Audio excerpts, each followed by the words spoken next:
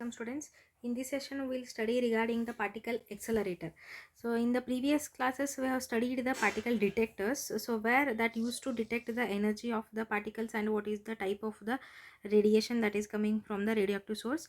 So now in this class we will study what is the accelerator. So accelerator means already you know this is a device that is used to increase the velocity of the particle that is entering the tube. So if from the radioactive source a low energetic or a low velocity particle is coming, so with the help of these kind of accelerators we can increase the energy of the particle that is entering the tube. So with sufficient energy we can use that for the some other nuclear reactions and all those things. So first accelerator for your syllabus is linear accelerator. So first we'll study why the word linear. Linear means here the in the construction of, if you look at the construction of this accelerator, so here you can see number of cylinders, all these cylinders are arranged linearly, so that's why this is called as linear accelerator. So on what principle this works is, whenever a charged particle that is placed in an external electric field, so how to produce the electric field, if some potential is applied, and if in the potential if the charged particle is placed means, so this charge particle in presence of the external electric field, this is going to experience force. So because of that force the charge particle will be accelerated in the electric field, that is in what we have placed the charge particle. So if a charge particle is placed in the external electric field, the charge particle is going to accelerate. So this is the principle on which the linear accelerator works. So first we'll start with the construction of this linear accelerator. So here is a schematic diagram of the linear accelerator. This is the diagram to show the linear accelerator. It consists of series of coaxial hollow metallic cylinders. These are all the coaxial means they are placed in a line and they are hollow metallic cylinders. How they are arranged means these are arranged linearly and in a glass chamber. These are placed. These cylinders are placed in a glass chamber. So every alternate cylinder is connected to opposite terminal of a high frequency oscillator. This is high frequency oscillator, you can see. So to one terminal odd number of cylinders are connected and to the opposite terminal even number of cylinders are connected. So every alternate cylinder is connected to opposite terminal of high frequency oscillator. So now in one half cycle, this is high frequency oscillator means like this positive and negative half cycle will be there. Thus in one half cycle, in this half cycle, if tube 1, 3 and 5 are in the positive potential means 2 and 4 will be in the negative potential. So after every half cycle the polarity gets reversed. If in one cycle 1, 3 are in the negative potential means 2 and 4 will be in the positive potential. The next in the next half cycle this 1 and 3 becomes positive and 2 and 4 becomes negative. So for every alternating half cycle the polarity of this is going to change. So now consider this is the source that is placed in the accelerator. This is going to emit the kind of radiation. Let us suppose, so positive ion, positive radiation means alpha particle is coming from the source. So this alpha particle, this will enter the first cylinder C1. So for any half cycle, for the first half cycle, let us suppose this C1 is at the negative potential. So when this is at negative potential, then what is the direction of the electric field? Electric field direction will be in this. So every alternating cylinder is connected to opposite polarity. If this is in the negative polarity means the second cylinder will be at positive polarity and the third will be at the negative polarity. So now at any instant what happens, this positive ion that gets accelerated towards the first cylinder because this is at negative potential. So now again what happens is, as this positive ion this comes at the end of the cylinder here, automatically in the next half cycle this cylinder C2 will get the negative polarity. So as this gets the negative polarity means here what happens, the electric field again will become in this direction, in the forward direction only. Then it travels to the cylinder C2, then again at the end of the cylinder positive ion, then again here it comes, then the polarity of the C2 becomes again negative in the next half cycle. So here, as this is in the negative polarity, the positive ion is at the end of the cylinder C2, then the particle will be get accelerated in this direction because the electric field is in this direction. So as a result, as it passes number of cylinders, the velocity of the entering particle, that is continuously increasing. So that's why this is the accelerator. Energy of the particle is continuously increasing as it passes through the number of cylinders. So here the particle will get accelerated only in the gap that is present in between the two cylinders. Only in this gap the particle is going to accelerate. Inside the cylinder, the particle is moving with the constant velocity. Only in the gap the particle will accelerate, and inside this cylinder the particle will move with the constant velocity. Suppose that a positive ion leaves this A and is accelerated during the first half cycle. So from this aperture A, let us suppose a positive ion that is leaving and it is accelerated during the first half cycle, when drift tube 1 is at negative potential. This will get positive ion will gets accelerated when this first cylinder is at the negative potential with respect to this A. So if this is at negative potential, then the charge particle will be accelerated in this direction.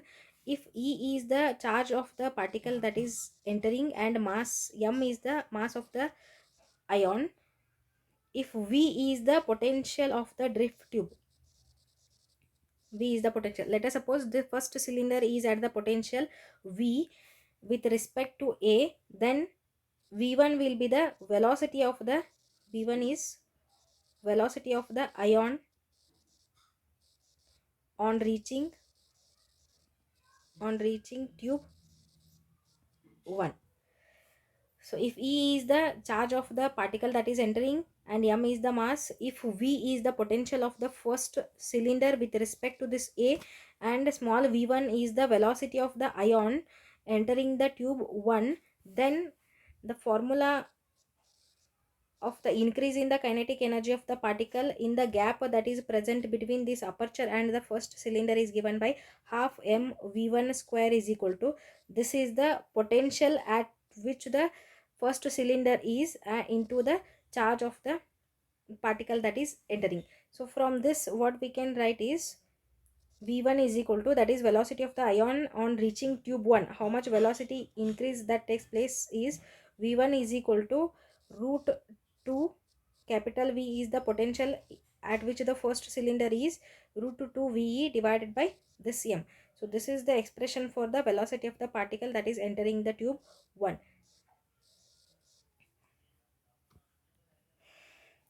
Here the length of the tube 1 is adjusted such that at the end of the positive ions, so here the positive ions when it comes at the end of this cylinder, this tube should get the positive potential and the next cylinder is there that should get the negative potential. In such manner the length of the cylinder is adjusted, because we know that for every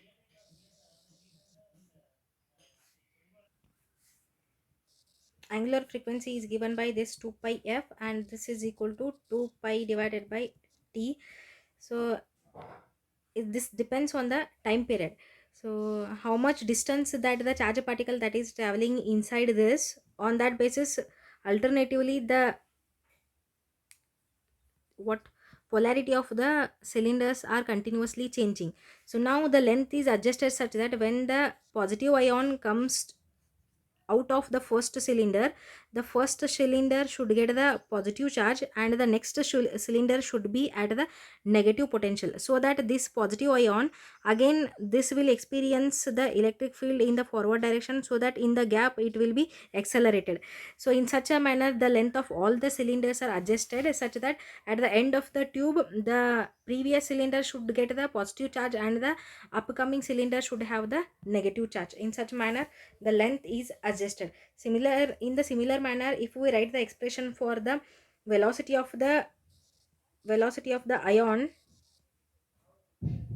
at tube 2 at the second cylinder is given by half m v2 square half m v2 square is equal to 2 times of this potential at which the second cylinder is into this charge of the particle. From this v2 is equal to what we can write, root 2 times this ve is nothing but this v1 is equal to this, and root 2 times root 2 ve divided by m. This we can write as root 2 times the v1.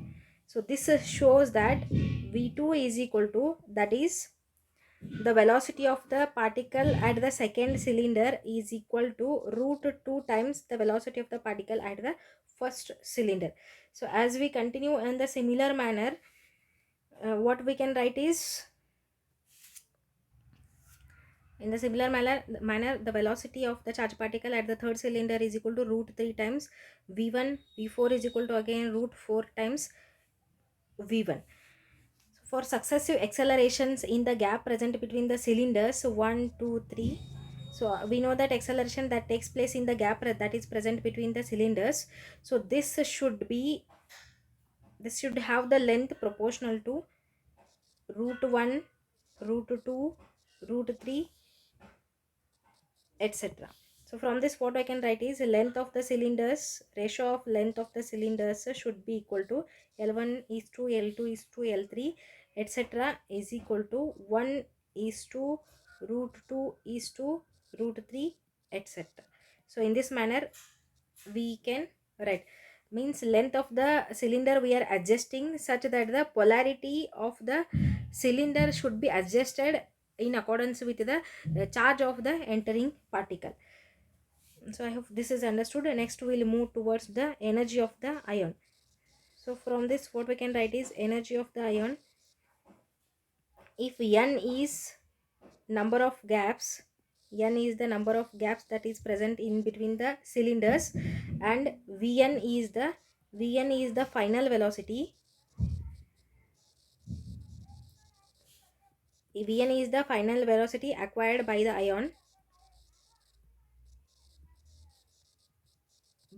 by traveling n number of cylinders. Then what we can write is velocity of the ion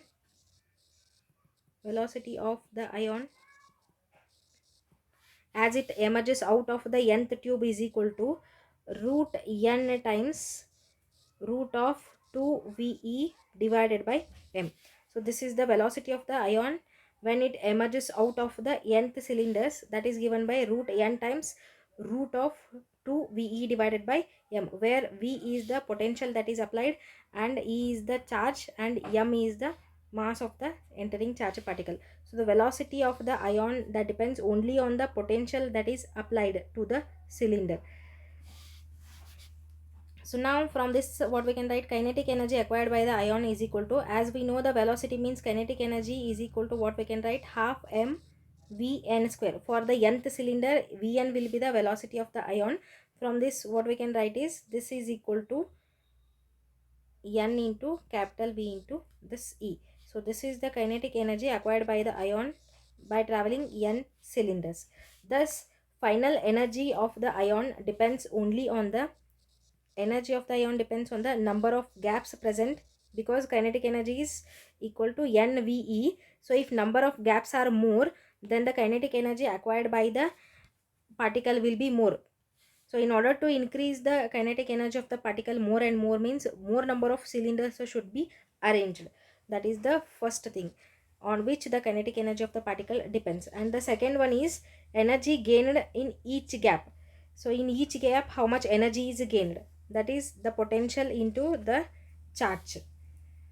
So what are the limitations, means in order to have the particle to have the more and more energy, the length of the accelerator should be more, but conveniently it is difficult.